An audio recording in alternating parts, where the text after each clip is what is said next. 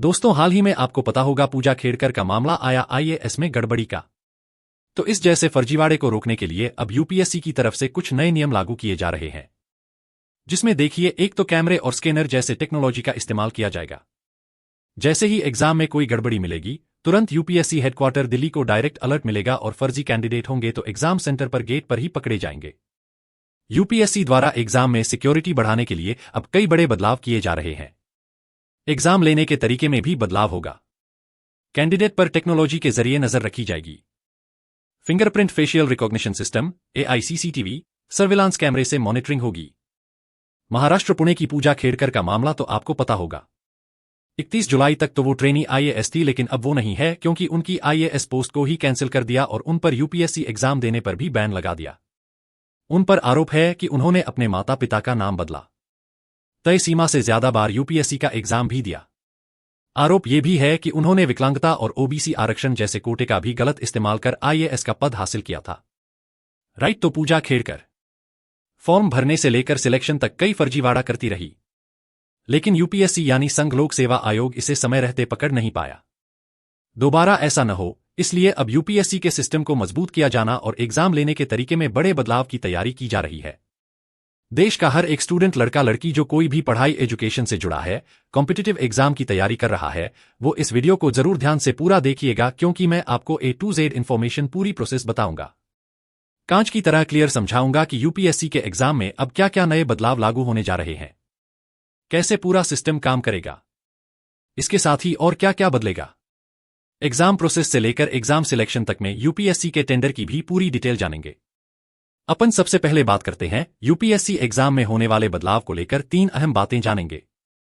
Exam hall में entry से पहले 3 स्टेप में जांच होगी। अगर एडमिट कार्ड का क्यूआर कोड स्कैन होने में दिक्कत आई तो फिर क्या होगा? एजेंसी को एग्जाम से 2-3 सप्ताह पहले वेन्यू और कैंडिडेट की संख्या मिलेगी। यहां तक कि अब कैंडिडेट की डिटेल्स भी 7 दिन पहले ही सामने आएगी। पीडब्ल्यूडी के लिए भी खास इंतजाम किए जाएंगे। हर इंडिविजुअल कैंडिडेट पर अब कैमरे की नजर रहेगी। उनकी एक्टिविटी क्या है, इस कैंडिडेट पर एक कैमरा लगाया जाएगा। एग्जाम हॉल की एंट्री से लेकर एग्जिट गेट के साथ भी कंट्रोल रूम कैमरे से कनेक्टेड होंगे। कुछ और सवाल आपके मन में आ रहे होंगे कि आखिर फेस रिकॉग्निशन सिस्टम कैसे काम करता है। फेशियल रिकॉग्निशन के दौरान अगर किसी कैंडिडेट को कोई दिक्कत आई तो क्या होगा, और दिक्कत न आए इसके लिए आपको क्या सावधानियां रखनी चाहिए। चलिए देखते हैं पॉइंट टू पॉइंट और डिटेल विस्तार से। तो दरअसल दोस्तों, सबसे पहले तो यूपीएससी ने नई टेक्निक शुरू करने के लिए एक टेंडर निकाला है और इसके जरिए सर्विस प्रोवाइडर एजेंसी को हायर किया जाएगा। ये सर्विस प्रोवाइडर कंपनी ही कैंडिडेट की एंट्री से लेकर एग्जिट तक चेकिंग करेगी और पूरा सिक्योरिटी सिस्टम एक एजेंसी के हवाले होगा। सबसे पहली सिक्योरिटी होगी, इसमें फेशियल रिकॉग्निशन एआई कैमरे इंस्टॉल किए जाएंगे।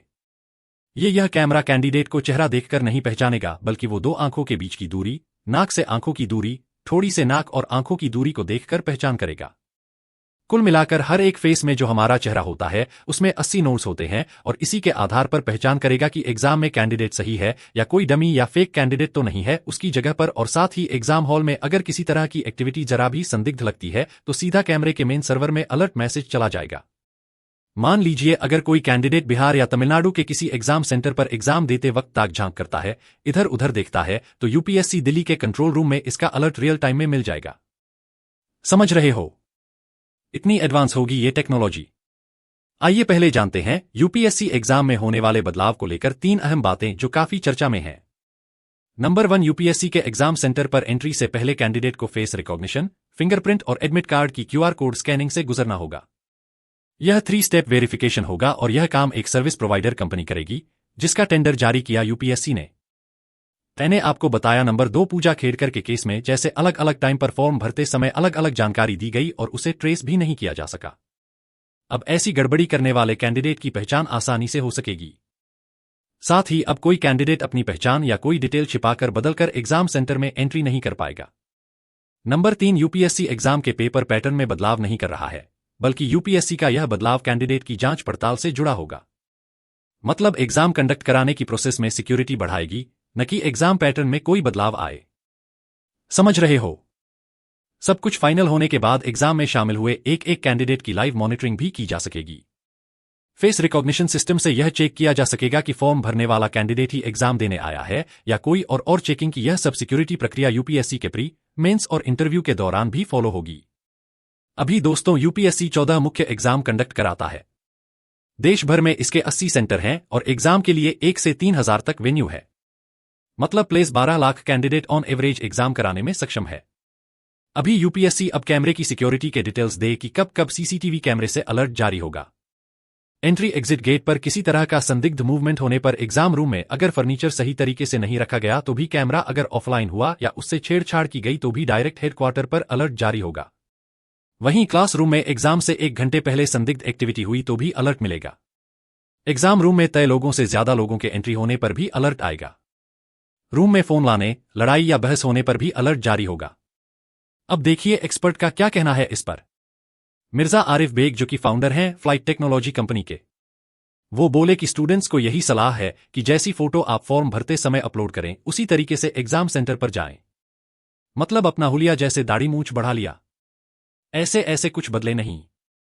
तब आपका आसानी से फेस रिकॉग्निशन सिस्टम उसे रीड कर लेगा।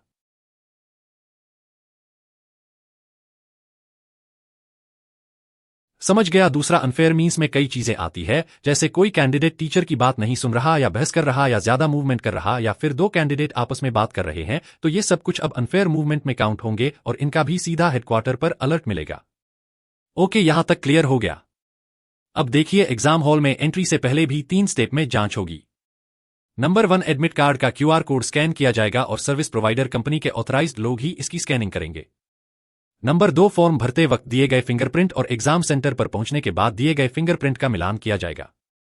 यह जांच आधार कार्ड, बेस्ट फिंगरप्रिंट या डिजिटल फिंगरप्रिंट कैप्चर के जरिए होगी। नंबर 3, तीसरे स्टेप में चेहरे की पहचान की जाएगी। जैसा कि मैंने आपको शुरुआत में बताया, फेशियल रिकॉग्निशन एआई तकनीक से चेक किया जाएगा और तीनों चेकिंग में ग्रीन सिग्नल मिलने के बाद ही कैंडिडेट को, स्टूडेंट को एग्जाम हॉल में एंट्री मिलेगी। अब कुछ एफएक्यू देखें। आप अगर एडमिट कार्ड का क्यूआर कोड स्कैन होने में दिक्कत आई तो क्या होगा? यूपीएससी की तैयारी है कि हर कैंडिडेट के एग्जाम हॉल में एंट्री से पहले डिजिटल जांच जरूर की जाएगी। फिंगरप्रिंट और फेशियल रिकॉग्निशन तो होंगे, लेकिन एडमिट कार्ड पर क्यूआर कोड स्कैन करने में कई बार दिक्कत आ सकती है।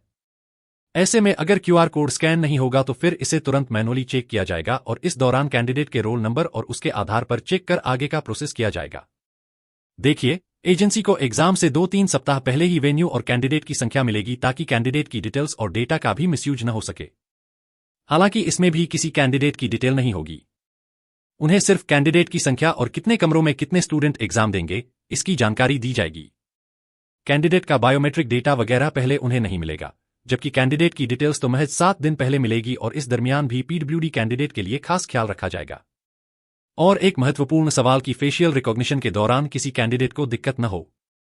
ऐसे में आपको क्या सावधानी रखनी चाहिए? तो जैसा कि मैंने आपको बताया, एक्सपर्ट की राय, स्टूडेंट अपना फोटो एग्जाम फॉर्म में भरते समय जैसा अपलोड करें ना, वैसा ही आप अपना हुलिया बनाए रखें। लुक्स में ज्यादा बदलाव न करें।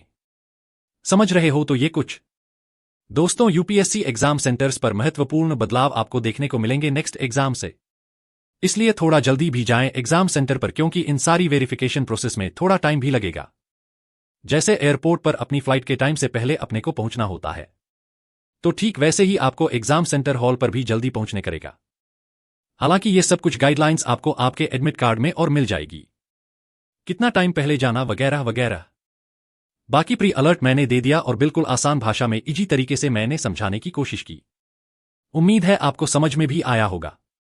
अब भी आपके मन में कोई सवाल है, क्वेश्चन है, तो बिल्कुल आपके लोहा सिंह भाई से नीचे कमेंट करके पूछेगा बेझिझक। और ऐसे इन्फॉर्मेटिव काम की खबरें, महत्वपूर्ण जानकारियां रोजाना देखते रहने के लिए आप मुझसे जुड़ जाइए। लोहा सिंह न्यूज चैनल को सब्सक्राइब करके बेल आइकॉन जरूर दबा दीजिएगा। इस वीडियो को लाइक और शेयर जरूर करना। जय हिंद, जय भारत, वंदे मातरम।